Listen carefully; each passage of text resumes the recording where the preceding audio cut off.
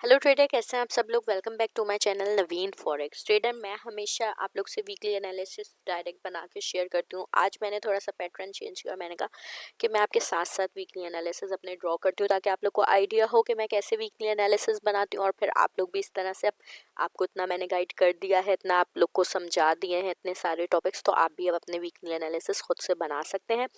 तो चलते हैं डायरेक्ट मार्केट की तरफ और मैं आप लोग को वीकली एनालिसिस करना सिखाती हूँ कि मैं कैसे करती हूँ। सबसे पहले मैं डे टाइम फ्रेम का, कोई भी पेयर हो उसका डे टाइम फ्रेम खोलती हूँ। डे टाइम फ्रेम मैं इसलिए खोलती हूँ ताकि अंदाज़ा हो कि मार्केट का स्ट्रक्चर क्या है बड़े टाइम लेप पे। तो वैसे तो मुझे देखने में अंदाज़ा हो रहा है कि सेल का स्ट्रक्चर है, पर मैं आपको गाइड करने के लिए मैं बताती हूँ कि मैं किस तरह से करती हूँ। इस तरीके से सबसे पहले हम थोड़ा सा बैक से स्ट्रक्चर ड्रॉ करेंगे कि मार्केट हायर हाइज बना रही है। तो इससे पता चल रहा है कि मार्केट जो है वो बाय के स्ट्रक्चर में थी।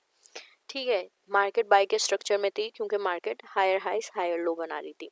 अब मार्केट को स्ट्रक्चर जो बनाना चाहिए था वो ये बनाना चाहिए था कि यहाँ से मार्केट को यहाँ जाना चाहिए था अगर वो बाय का कंटिन्यू करती तो। ठीक है, पर मार्केट नहीं गई।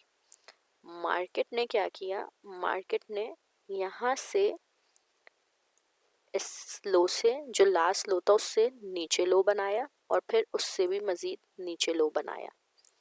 ठीक है, अगर आप लास्ट लो देखें जो हायर लो था वो ये हिस्सा था। मार्केट ने इससे लो बनाया, उसके बाद मजीद इस लो से भी नीचे बना दिया। तो यहाँ से मार्केट तो आ गई इस यहाँ से ये सेल का ट्रेंड शुरू हो गया। ठीक है, स्ट्रक्चर चेंज हो गया और चेंज हो के सेल में आ चुका है। अब हम क्या करते हैं, अब मैं जाती हूँ 4 आवर पे। जब हमें मिल जाता है स्ट्रक्चर कि हमारा स्ट्रक्चर है कौन सा, सेल का है या बाय का है, तो मैं 4 आवर पे आके लेवल्स मार्क करती हूँ। मैंने स्ट्रक्चर ड्रॉ कर लिया। अब सेल का है तो ऑब्वियसली मैं क्या मार्क करूँगी, मैं मार्क करूँगी सपोर्ट। लास्ट सपोर्ट मैंने मार्क की। मार्क करने के बाद अब दो तरीके होते हैं, क्योंकि मार्केट बाय से सेल में आई है तो सबसे पहला तरीका तो ये है कि मैं यहाँ से वेट करूँ कि मार्केट इस लेवल पे, सपोर्ट के लेवल पे आके मुझे मोमेंटम दे और मैं रीटेस्ट पे एंट्री लूँ। एक तरीका ये होता है। दूसरा तरीका ये होता है कि मैं यहाँ पे एक माइनर सपोर्ट डाल दूँ कि अगर मार्केट इस लेवल तक ना आए रीटेस्ट करने और डायरेक्ट यहाँ से जाए, तो जैसे ही मुझे यहाँ से मोमेंटम मिले तो मैं इस मोमेंटम के ज़रिए यहाँ से भी सेल की एंट्री ले सकती हूँ और अगर मार्केट रीटेस्ट पर जाए तो मैं यहाँ से सेल की एंट्री ले सकती हूँ। ये तो था हमारा पहला एनालिसिस यूरो यूएसडी का।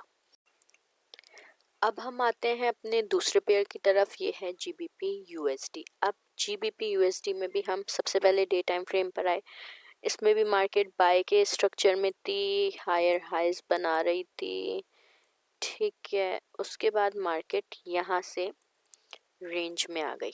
हमें कैसे पता चला रेंज में, क्योंकि इक्वली टॉप बना रही है, इक्वली बॉटम बना रही है। इसका मतलब हो गया कि मार्केट रेंज में है। मार्केट कब से रेंज में है, 12 दिसंबर से। ये डेट दे रहा है 12 दिसंबर से अभी तक मार्केट रेंज में चला रही है। अब रेंज मार्केट जब होती है तो मार्केट किसी भी तरफ ब्रेक दे सकती है, बाय की तरफ भी दे सकती है, सेल की तरफ भी दे सकती है। हम H4 पे जाएंगे। H4 पे हम आए। H4 पे भी हम मार्केट ऑलमोस्ट रेंज में है। हम क्या करेंगे, हमने एडजस्ट करना है अपने लेवल्स को। तो H4 के हिसाब से हम एडजस्ट करते हैं यहाँ पे अपने लेवल्स। जहाँ हमें मैक्सिमम टचेस मिलते हैं हम वहाँ लेवल्स लगाते हैं। हमने लगा दिया। अब इसकी, क्योंकि मार्केट ने सपोर्ट और रेजिस्टेंस दोनों को 3-3 4-4 दफ़ा टच कर लिया है, तो दोनों तरफ जब मार्केट रेंज में होती है तो मार्केट दोनों तरफ ब्रेकआउट दे सकती है। यहाँ पे भी दे सकती है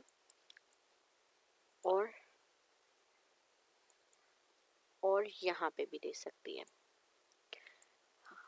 पर हमें हमेशा रीटेस्ट पर एंट्री लेनी है।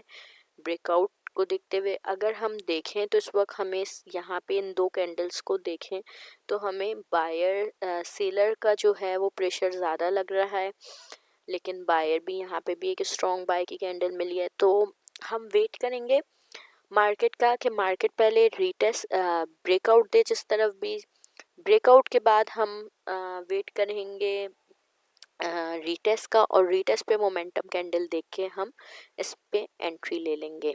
तो ये एक और हमारा एनालिसिस हो गया जीपीपी यूएसडी का। अच्छा, तो अब हम आते हैं अपने तीसरे पेयर की तरफ, जो है हमारा यूरोकैड।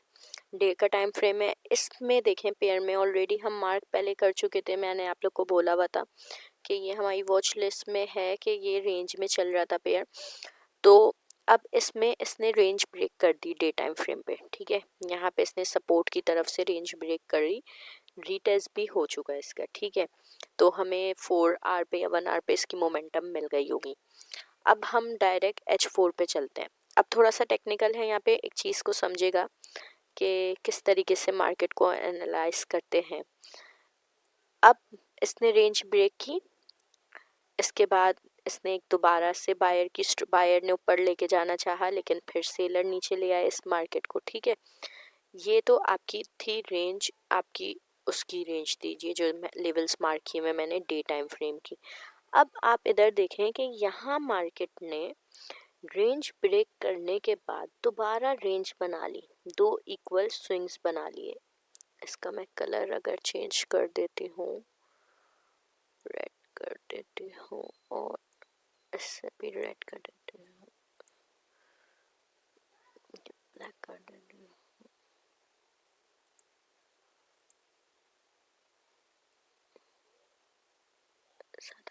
ठीक है, ये देखें, ये जो हमने करा है, ये देखें, ये एक इसने बनाए थे मार्केट ने, ठीक है। ये एक बनाई रेंज, उसके बाद मार्केट ने क्या किया, यहाँ से भी नीचे बना दी, ठीक है। अब रेंज ब्रेक करके मार्केट ने H4 पे दोबारा रेंज बना दी, ठीक है। अब हम हो सकता था हम यहाँ पे एंट्री लेते, हमारा एसएल हिट होने के चांसेस हो सकते हैं क्योंकि मार्केट ऑलरेडी रेंज में आ गई।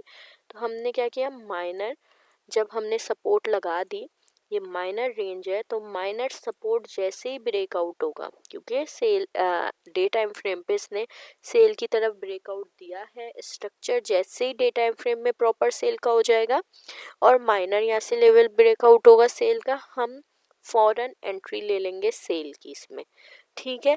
इस तरीके से मार्केट को एनालाइज करते हैं वेट के, पेशेंस के साथ। जितना इससे क्या होता है, हमारे मैक्सिमम चांसेस होते हैं कि हमारी टीपी हिट करे और एसएल से दूर रहें हम। थोड़ा वेट करना, कब से हम वेट कर रहे थे यूरोकैट का, कब से आप देख सकते हैं, मैंने शायद 2 वीक्स पहले इस पेयर को बोला था कि ये सेल में जाएगा, और ये जा रहा है सेल में, लेकिन स्लो एंड स्टेडी जा रहा है। हम इसको टाइम देंगे पेयर को, हमें इतना पता है कि ये हमें जब भी जाएगा तो हमारी एंट्री एक अच्छी देगा। तो फ्रेंड्स, ये थी हमारी आज की एनालिसिस, 3 पेयर मैंने आपके साथ शेयर किए। उम्मीद है आपको वीडियो पसंद आई होगी और आप भी अपने एनालिसिस इस तरह खुद से करा करें, बहुत इससे कॉन्फिडेंस मिलता है, अच्छी प्रैक्टिस होती है। नेक्स्ट वीक मिलते हैं नेक्स्ट न्यू लर्निंग के साथ, तब तक के लिए मुझे इजाज़त दीजिए। अल्लाह हाफ़िज़।